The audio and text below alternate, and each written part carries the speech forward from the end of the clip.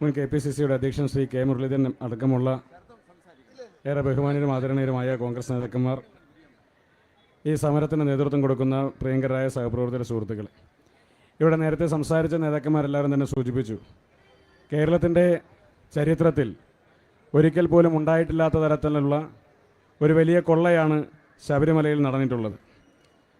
ശബരിമലയിലെ ഈ സ്വർണ്ണക്കൊള്ള വിശ്വാസത്തിന് നേരെ നടക്കുന്ന ഒരു കൊള്ള മാത്രമല്ല, ദേവസ്വം ബോർഡുകളുടെ വിശ്വാസത കൂടി തകർത്ത ഒരു സംഭവമായി തന്നെ നമുക്ക് തന്നെ നോക്കിക്കാണാൻ വേണ്ടി സാധിക്കുകയുള്ളൂ.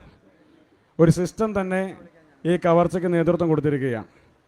ശബരിമലയിലെ സ്വർണ്ണക്കൊള്ളയുമായി ബന്ധപ്പെട്ട വിവാദങ്ങൾ ഉയർന്നു വരുമ്പോൾ ചില ഫോട്ടോകൾ ഉയർത്തിപ്പിടിച്ചുകൊണ്ടുള്ള ബാലൻസിങ് നടത്തിക്കൊണ്ടാണ് ഇപ്പോൾ ഇടതുമുന്നണിയുടെ മന്ത്രിമാരും അതോടൊപ്പം തന്നെ ചില നേതാക്കന്മാരുമൊക്കെ നിരന്തരമായി പ്രചരണം നടത്തിക്കൊണ്ടിരിക്കുന്നത്.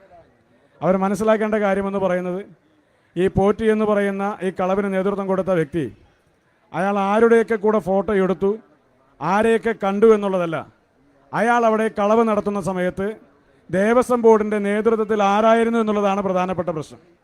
CPMൻ്റെ നോമിനികളായ പ്രശാന്തും അതോടൊപ്പം തന്നെ പത്മകുമാറും വാസുവും അടക്കമുള്ള ദേവസ്വം ബോർഡിൻ്റെ പ്രസിഡന്റുമാർ, അവരെല്ലാം ആ ദേവസ്വം ബോർഡിന് നേതൃത്വം കൊടുക്കുന്ന സമയത്താണ് ശബരിമലയിൽ ഈ സ്വർണ്ണക്കൊള്ള നടന്നിട്ടുള്ളത്.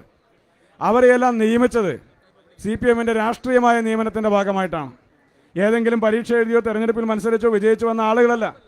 അവരെല്ലാം ദേവസ്വം ബോർഡിൻ്റെ പ്രസിഡന്റുമാരായതും ദേവസ്വം ബോർഡിൻ്റെ ഭരണസമിതി അംഗങ്ങളായതും ആ ദേവസ്വം ബോർഡിനെ നിയന്ത്രിക്കാൻ സാധിച്ചതും രാഷ്ട്രീയമായി CPM നടത്തിയ നിയമനത്തിൻ്റെ ഭാഗമായിട്ടാണ്.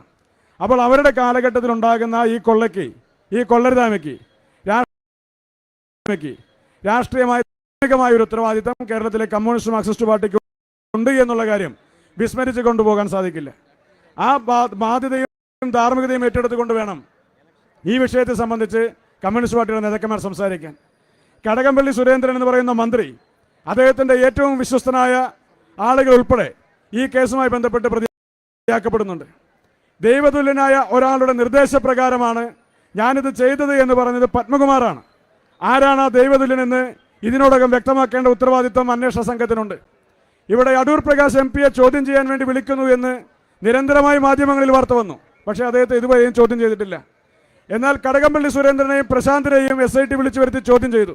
ആ ചോദ്യം ചെയ്യലിനെ കടകംപള്ളി സുരേന്ദ്രനും പ്രശാന്തും പറഞ്ഞത് ഞങ്ങളൊരു മുഖാമുഖം നടത്തിയെന്നാണ്.